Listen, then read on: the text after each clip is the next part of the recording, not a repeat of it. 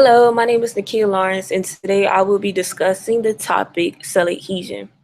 So, to start off, cell adhesion is very important when assembling cells into tissues.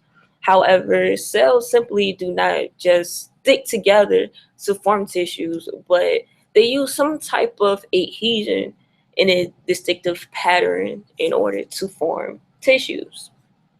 So, I'm going to start off with explaining two different types of tissues that are in animals, such as epithelial tissues and connective tissues. Epithelial tissues consist of two regions of the cell. The first region, which is you can see at the top, is the apical region. The apical region is at the top of the cell, and this region comes in contact with the outside environment. Next, you see the basolateral membrane, which is part of the basal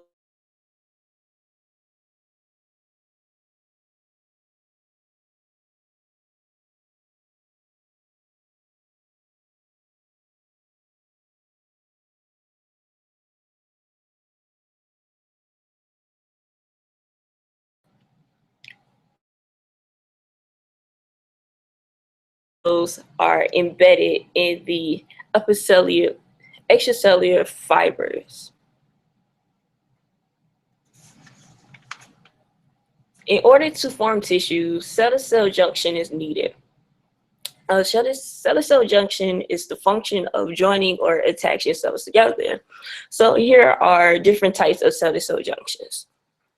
Starting off with tight junction. Tight junction can be seen in the apical region, at the of the cell, and this acts as a watertight seal junction between two adjacent cells, and it acts as a barrier that keeps any fluid ions or molecules from getting through the cell in order to protect it.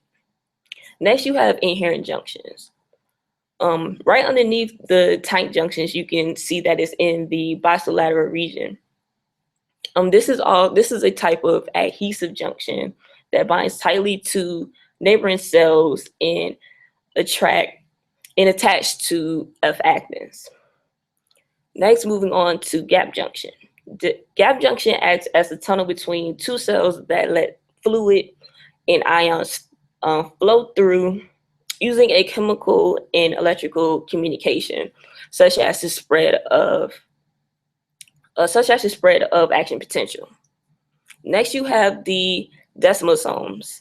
The desmosomes acts as a small disc or a spot wheel that adheres two cells together, and it connects to an intermediate filament, which can be a catein.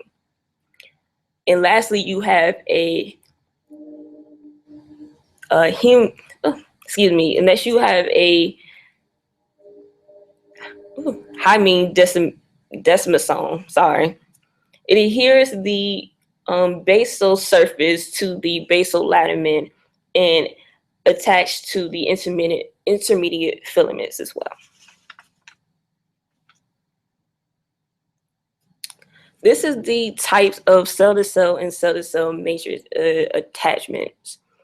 For the a few of these I already discussed in my previous slide. The only one that I didn't really go in depth with or talk about was focal adhesion. I'm going to talk about that more in depth later on in my presentation. So next, moving on to coadherence.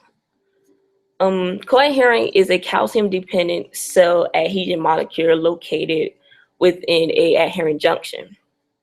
Looking at figure A, you see that the coadhesion at this point they use the E coadherent. It has an extracellular domain in a zip-like structure that extends outside the cell to interlock with another nearby cell, which you can see right here. These two right here are interlocking together. And then you have your beta cations and you have your alpha catenines. proteins that actually bind to the tail of the cat heron, and the alpha and the beta cation actually work together or link together both to link the cat heron to the cytoskeleton.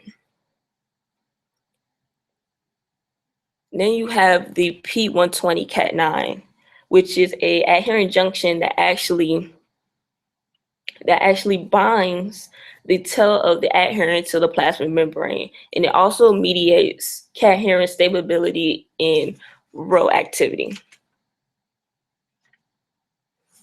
As you can see in um, part B of the figure, you can see that the E heron, which is shown in the green, it's pretty much showing the buckle-like structure.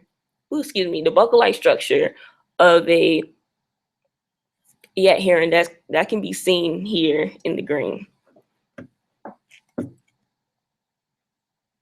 Next is the effect of cat heron on cell adhesion. Cultural cells, which are fibroblast cells, do not attach to one another, which is,